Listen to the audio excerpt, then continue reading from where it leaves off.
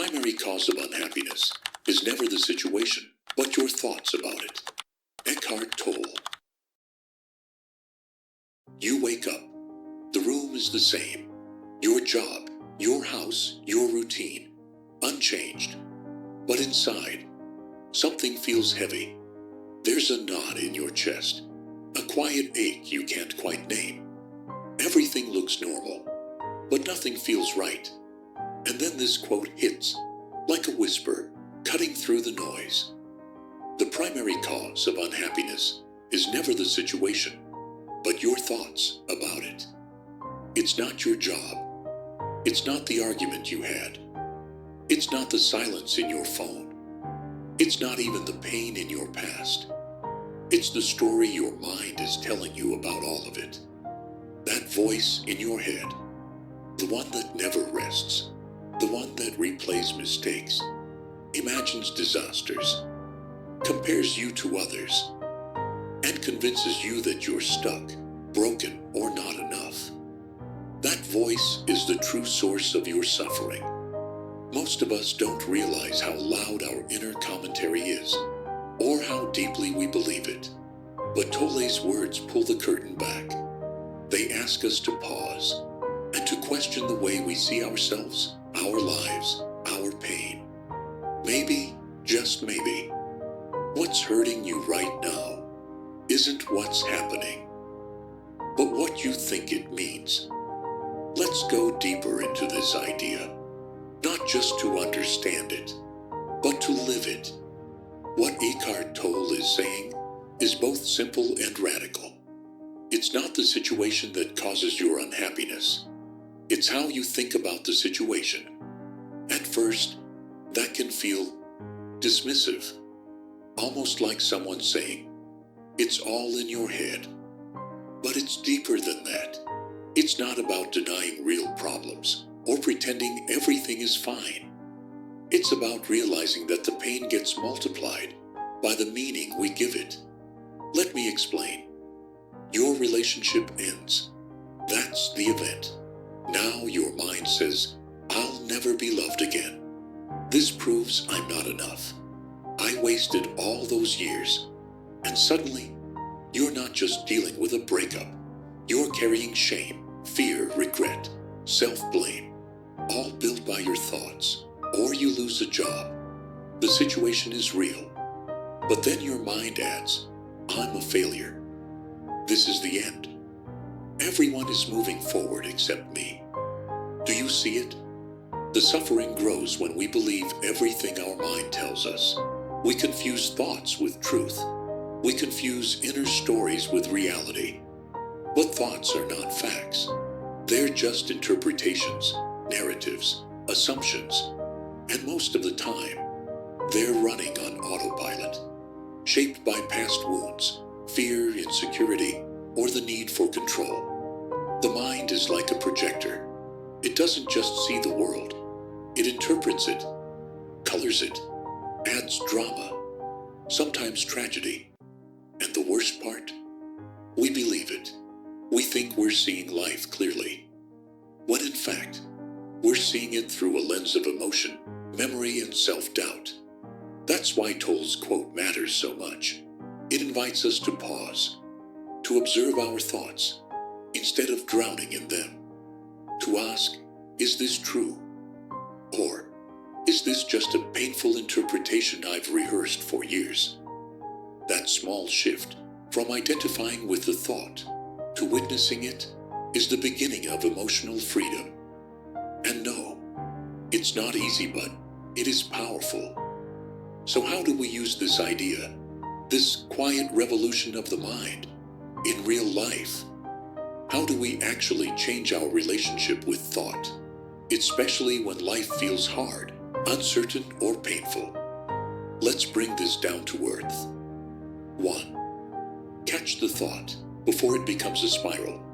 The moment something goes wrong, a rejection, a bad day, a mistake, notice what your mind automatically starts saying. It might sound like, "I always ruin things. This always happens to me.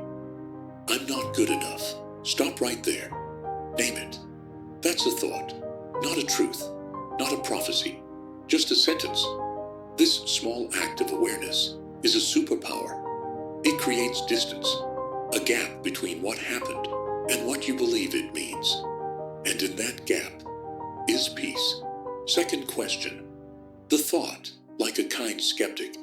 Don't attack it, just gently ask, is this always true?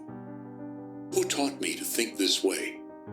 Is this helping me or hurting me? Imagine your best friend was thinking the same thing about themselves. Would you agree? Or would you comfort them? Challenge the thought. Offer compassion. Give yourself that same mercy. Third shift, from thought to presence. Sometimes the best way to deal with the mind is to come out of it. Come back to now. Not what happened last year. Not what might go wrong tomorrow. But right now, your feet on the ground, your breath, the light coming through the window, the feeling of water on your hands. When you shift attention to the present moment, your thoughts lose their grip. And suddenly, the fear, shame, or stress starts to soften. 4. Redefine the situation consciously.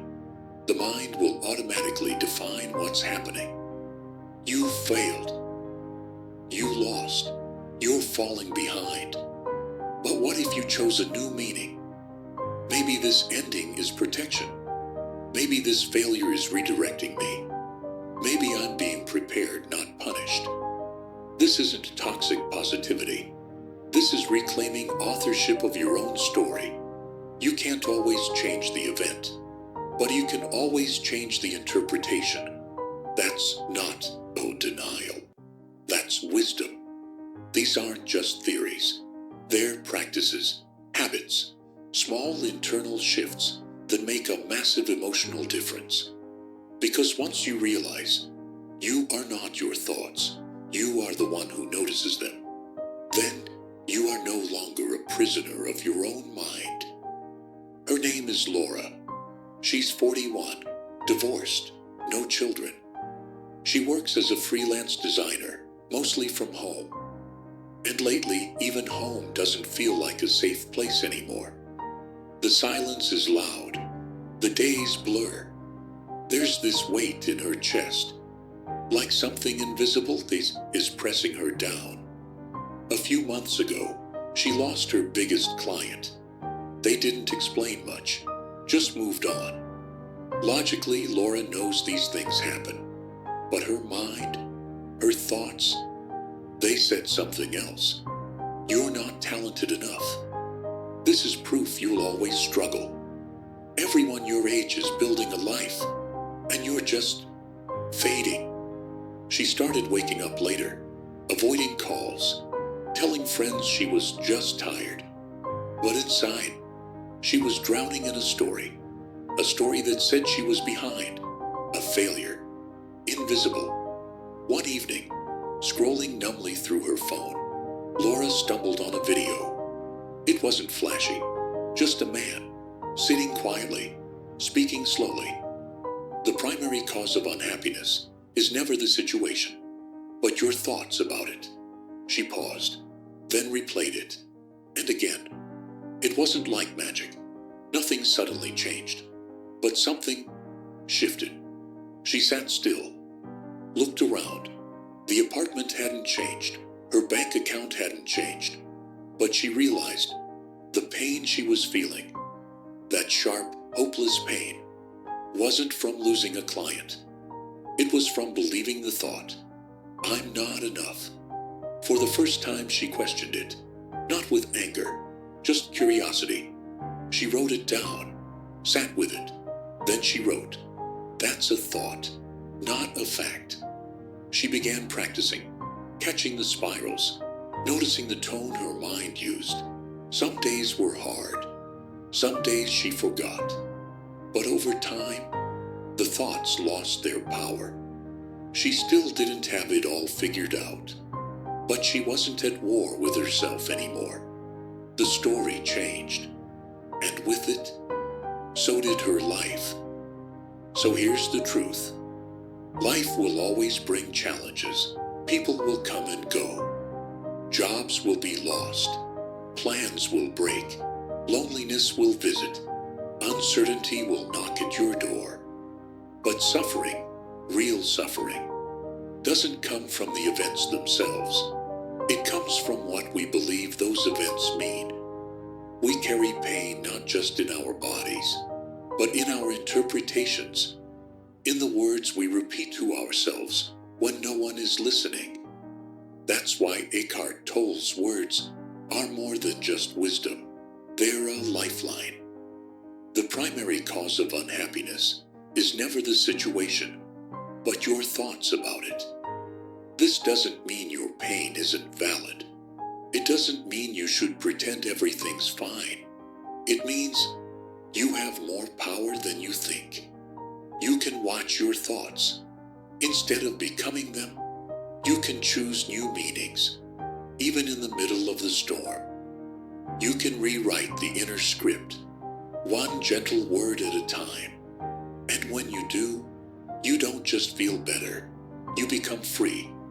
Free to experience the present, free to move forward without shame, free to rest even in chaos, free to see yourself, not through the lens of fear, but through the eyes of truth. You are not broken. You are not behind. You are not your mistakes. You are not your worst day replayed over and over again. You are here. You are breathing.